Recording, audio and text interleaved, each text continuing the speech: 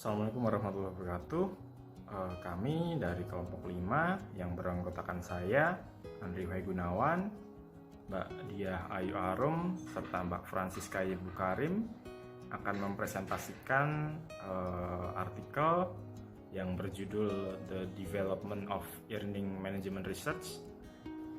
Oke, pertama-tama kita ke abstraknya terlebih dahulu. Manajemen laba secara langsung mempengaruhi keseluruhan integritas pelaporan keuangan dan secara signifikan mempengaruhi alokasi sumber daya dalam perekonomian. Tujuan dari makalah ini adalah untuk membantu peneliti, akademis, regulator, dan investor lebih memahami masalah seputar manajemen laba. Peneliti meninjau penelitian tentang manajemen laba dari awal 1960-an hingga saat ini. Peneliti secara khusus membahas perubahan fokus penelitian yang berbeda di setiap tahap pengembangan penelitian manajemen laba dan konsekuensi ekonomi dari manajemen laba secara langsung yang mempengaruhi alokasi sumber daya modal. Oke, next. Masuk ke pengantar. Jadi secara praktik manajemen laba yang selanjutnya kita sebut dengan EM telah menarik perhatian peneliti akademis setidaknya tahun 1960-an. Fokus literatur awal di bidang ini terutama pada dampak pilihan akuntansi di pasar modal, baik hipotesis mekanistik dan paradigma dominal untuk penelitian akuntansi keuangan di tahun 1970-an. Hipotesis pasar efisiensi digunakan untuk menguji dampak pilihan akuntansi di pasar modal. Namun, implikasinya kontradiktif. Dalam studi ini, peneliti meninjau perkembangan penelitian manajemen laba melalui pergeseran fokus penelitian selama berbagai tahap dan studi tentang konsekuensi ekonomi EM. Tujuan dari penelitian ini adalah untuk membantu peneliti akademis dan investor lebih memahami fenomena EM, tata letak kertas yang bisa dipaparkan sebagai berikut. Bagian 2 mengulas fokus penelitian pasar modal sebelum tahun 1970-an. Bagian 3 mengulas fokus penelitian non-pasar modal tahun 1980-an. Bagian 4 mengulas fokus pasar modal kontemporer sejak tahun 1990 dan membahas alasan utama untuk fokus penelitian beralih kembali ke pasar modal lagi. Bagian kelima, menganalisis konsekuensi ekonomi dari manajemen laba. Bagian 6, membahas reaksi pasar keamanan. Dan yang terakhir, bagian 7, menyimpulkan dan memberikan saran untuk penelitian selanjutnya. Fokus pasar modal sebelumnya, tahun 1960-an sampai 1970. Literatur awal di IM difokuskan pada pasar modal, dimulai tahun 1960 dengan hipotesis mekanistik, mendalilkan bahwa hubungan mekanis antara harga saham dan laba akuntansi. Diasumsikan, investor membuat keputusan hanya berdasarkan nilai nominal laporan keuangan. Informasi keuangan nilai buku pendapatan yang digunakan dalam memprediksi harga saham murni mekanis, menurut Ball 1972, Kaplan and Roll 1972.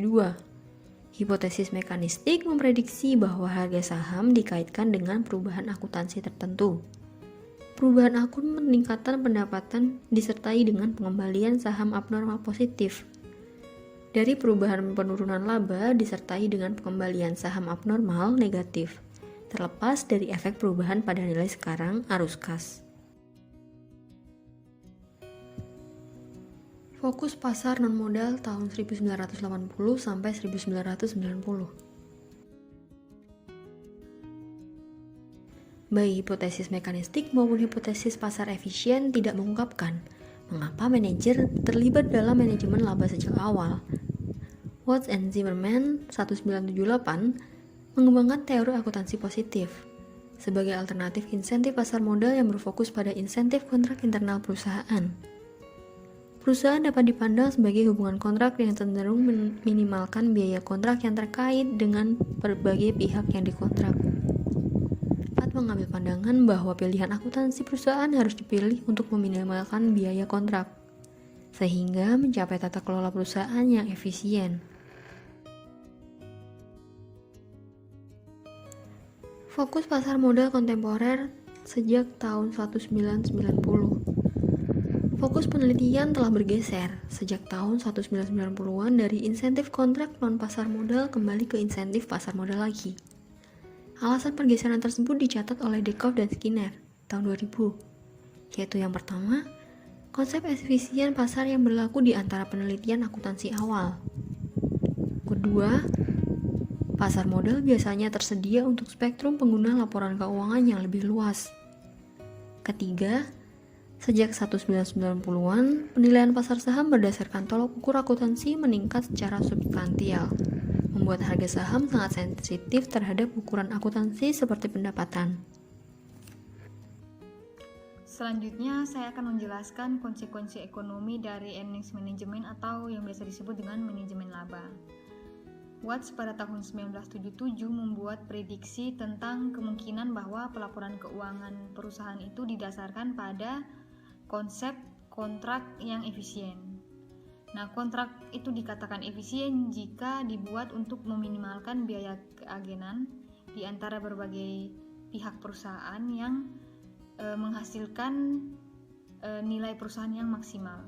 Namun, pembuatan kontrak yang efisien ini mungkin tidak selalu diinginkan. Dalam konteks earnings management atau manajemen laba ini, konflik agensi antara manajer dan pemegang saham, manajer dan pemegang hutang dapat mendorong manajer itu untuk terlibat dalam manajemen laba yang oportunistik yang memiliki konsekuensi ekonomi yang merugikan perusahaan, investor dan pemegang hutang mereka.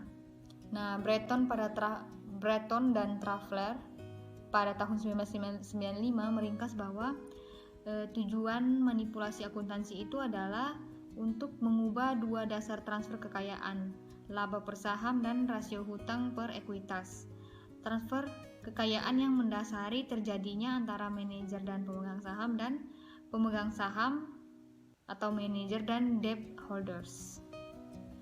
Nah, jika kebijaksanaan manajerial yang oportunistik itu mempengaruhi secara merugikan pembuatan kontrak yang efisien dan mengakibatkan adanya ketidaksetaraan distribusi kekayaan ekonomi, terus mengapa peraturan akuntansi itu masih memungkinkan untuk kebijaksanaan manajemen dalam pelaporan keuangan? Nah, yang pertama itu alasannya itu regulasi akuntansi itu mengizinkan fleksibilitas dalam pelaporan keuangan dan dengan ruang untuk kebijaksanaan manajemen. Jadi dalam pelaporan keuangan itu regulasi akuntansi itu memberi fleksibilitas bagi manajer itu untuk mengeluarkan kebijaksanaannya. Nah, yang kedua itu meskipun kebijaksanaan manajemen tidak menyampaikan informasi, mahal bagi prinsipal untuk menghilangkan sebuah pertimbangan pelaporan. Yang ketiga itu adalah teori memprediksi bahwa meskipun laba yang dilaporkan mengandung beberapa bias dan mengakibatkan retribusi kekayaan, dalam equilibrium kontrak itu tetap efisien. Kemudian ada reaksi pasar keamanan. Nah, dalam teori konsekuensi ekonomi menyatakan bahwa pilihan kebijaksanaan akuntansi itu mempengaruhi nilai perusahaan, terlepas dari implikasi teori pasar efisien. Nah, studi sebelumnya itu meneliti konsekuensi ekonomi earnings management dengan menguji kinerja perusahaan di earnings management. Nah, temuan secara umum itu mencerminkan dua perspektif yang saling bersaing. Di satu sisi, Jika hipotesis opportunistik itu berlaku, maka aktivitas earnings management itu akan berdampak negatif terhadap kinerja perusahaan di masa depan, karena manajer bersedia mengorbankan arus kas masa depan untuk pendapatan periode saat ini. Dengan memberikan persepsi yang menyesatkan tentang nilai perusahaan, earnings management ini berpotensi menyebabkan kesalahan alokasi sumber daya yang signifikan.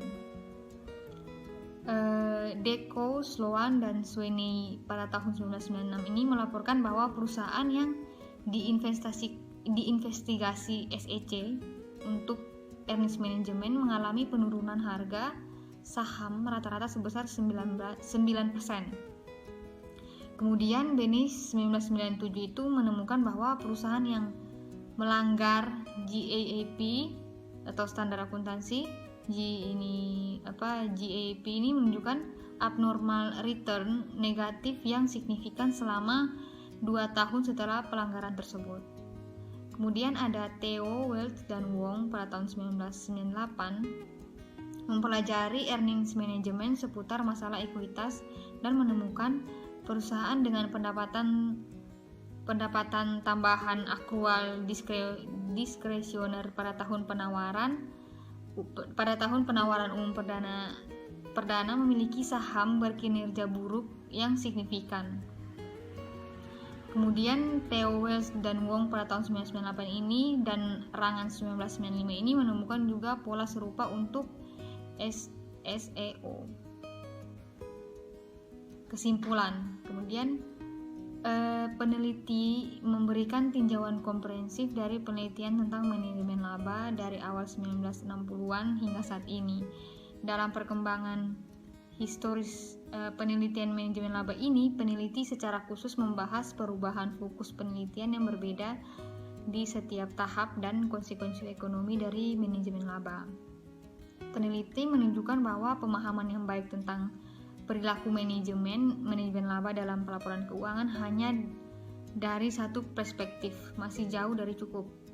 Nah, peneliti harus mencatat bahwa studi manajemen laba ini telah mengalihkan fokus mereka dari pasar modal ke pasar non-modal dan kini telah bergeser kembali ke pasar modal lagi. Pergeseran tersebut itu menyoroti bahwa manajemen laba dan konsekuensi ekonominya memiliki dampak substansial pada alokasi sumber daya modal. Sekian dari presentasi kelompok kami, terima kasih.